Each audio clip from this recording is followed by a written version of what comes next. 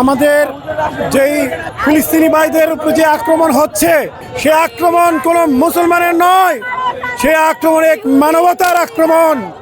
আজকে মানবতা বিরোধী যারা আজকে এই দুনিয়াতে অপরাধ করছে, তাদের বিচার সারা পৃথিবীতে এমন নিষ্ঠুরভাবে হবে যা তারা কখনো কল্পনা করতে পারবে না।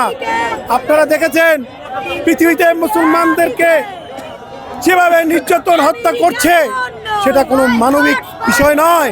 আজকে বিশ্বমরল যারা আছে তারা আজকে কোথায় কোথায় একটি মানুষ মারা গেলে তারা চলে আসে, যেহেতু মানবতা লঙ্ঘন করেছে।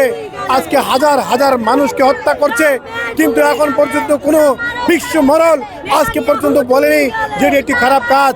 কিন্তু আমরা বুঝতে পেরেছি তারা মানবতার জন্য নয়, তারা মুসলমানদের শুধু শত্রু নয়, সারা জাতি, তারা মানব জাতির শত্রু। RICL TMX, যুগের পর যুগ স্থাপনা থাকে মজবুত। তারা মনুষ্যত্বের শত্রু, তারা পৃথিবীতে কোনো মানুষকে শান্তিতে থাকতে দিবে না। তারা হচ্ছে নমরুদের দল, তারা হচ্ছে শয়তানের দল, তারা হচ্ছে সেই ফিরাউনের দল।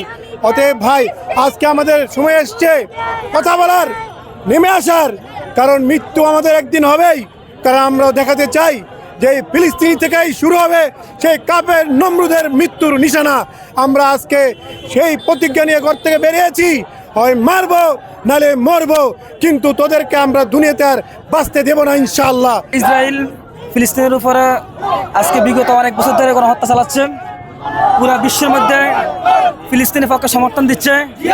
আমরা বিভিন্ন দেশে দেখছি এরকম প্রকৃতি আনা হয়, সেখানে মাসুম বাচ্চাদেরকে মারা হয়। সেখানে গত একদিনে রাফা হামলা করে 50,000 বাচ্চাদেরকে মেরে ফেলা হয়েছে। আমরা সেখান থেকে দেখে আমরা বাড়ি থেকে মুদ্রার কাপড় নিয়ে আসছি, বাচ্চাদের রং নিয়ে আসছি। আমরা এটা ইয়াকৃতিকে মৃতদেহ আকৃতিকে আমরা নিয়ে এসি। তো আমরা এটা দিয়ে মূলত আজকে ফিলিস্তিনের সমর্থন জানাচ্ছি, যাতে ইসরায়েলি পরাশক্তি এই ইসরায়েল থেকে ধ্বংস হতে পারে।